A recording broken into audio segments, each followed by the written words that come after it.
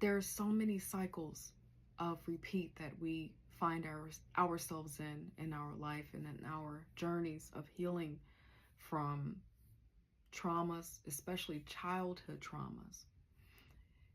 For this particular type of trauma that I want to describe, or cycle of repeat, is someone who keeps attracting people who tend to be abusive or narcissistic or manipulative, controlling, wanting you to be a certain way, will punish you if you don't be a certain way, punishing you by, if you don't be this kind of person, dress like this, think like this, do this thing with me, then I might remove my love from you, type of thing.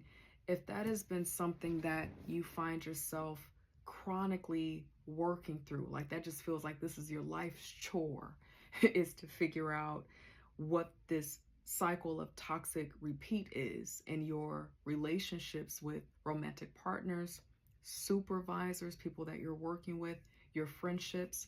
I want to let you know that it's likely that the ancestor to those experiences, the ancestor to that cycle, has to do with your parent or your caregivers or the first person who likely used your love in a transactional way.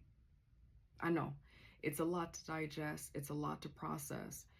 We all are showing up in the best way that we can, but sometimes we're hurting and harming people and we don't even know, and we have no intention to do that.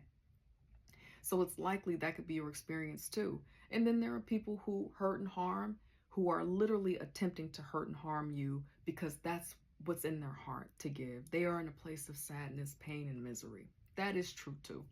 And some other stuff sprinkled in there, some in between, I'm sure.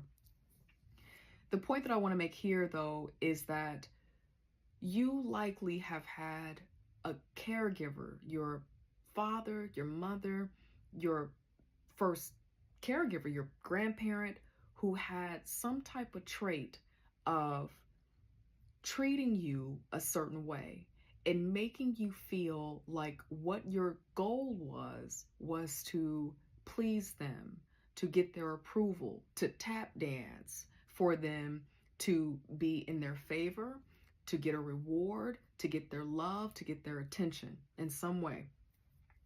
And a lot of other stuff sprinkled in that looks very unique to each person, but the theme is the same. You feeling like for your caregiver, your parent, you had to be a certain way, act a certain way to get the healthy side of them or to get the loving side of them. That's the root of it. And that diminished your sense of self-esteem. That diminished your sense of self-power, your sense of self-worth gradually over time, because what that then does is it teaches you an unhealthy relational dynamic between you and other people.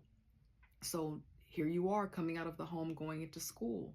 You are naturally drawn to people, the mean kids in the school who might bully you. You're naturally finding yourself having teachers who pick on you. It just kind of seems like you're attracting more of what you had at home. So you're not thinking of it as something out of the norm because your first caregivers were your first bullies too. Your first critics, the first mean person to you in your journey and in your life.